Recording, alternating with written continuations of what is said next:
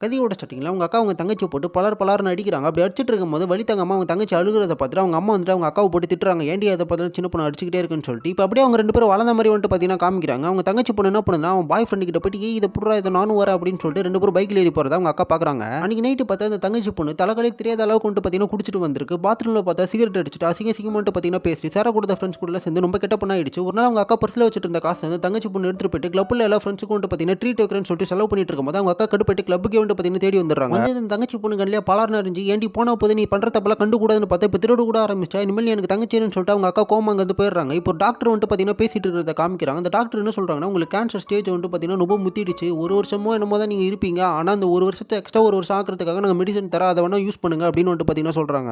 இந்த அக்கா பொண்ணு முடிய பாக்குது. அப்படி பார்த்தா முடியெல்லாம் வந்துட்டு பார்த்தீங்கன்னா கொஞ்சம் கொஞ்சமா கொட்ட ஆரம்பிக்குது. அவங்க அக்கா கஷ்டப்படுறத வந்துட்டு பார்த்தீங்கன்னா இந்த தங்கச்சி பொண்ணு பார்த்துட்டு இருக்கு. அப்படி பார்த்துட்டு இருக்கும்போது சரின்னு சொல்லிட்டு அவங்க அக்கா கிட்ட வந்துட்டு பார்த்தீங்கன்னா நடந்த எல்லாத்துக்கும் சாரி இந்த மாதிரி மன்னிச்சிரு, உனக்கு நான் இனிமேல் கஷ்டத்த குடுக்க மாட்டேன்னு வந்துட்டு பார்த்தீங்கன்னா அவங்க தங்கச்சி பொண்ணு சொல்லுது. இனிமேல் நான் உன்ன பார்த்துக்கிறேன்னு அந்த தங்கச்சி பொண்ணு சொல்லுது. அவங்க அக்காவ அந்த தங்கச்சி பொண்ணு குளிக்க வச்சுட்டு இருக்கும்போது அவங்க அக்கா சின்ன வயசுல நடந்ததெல்லாம் நினைச்சு பார்க்குறாங்க. "நீ குளிக்க அடம் பிடிக்கும்போது கூட நான் தான் உன்ன குளிக்க வைப்பேன். இப்ப நீ என்ன பார்த்துக்கிற மாதிரி ஆயிடுச்சு பாருன்னு" அவங்க அக்கா சொல்றாங்க. தலையில இருக்கிற எல்லா முடிய கொட்டுனனால அவங்க தங்கச்சி பொண்ணு அவங்க அக்கா தலையில விக்கு வச்சு அவங்க அக்கா சாவ போறதுக்கு முன்னாடி ஒரு ஃபோட்டோ எடுத்துக்கிற மாதிரி காமிச்சு இந்த ஒரு ஸ்டோரிய முடிக்கிறாங்க.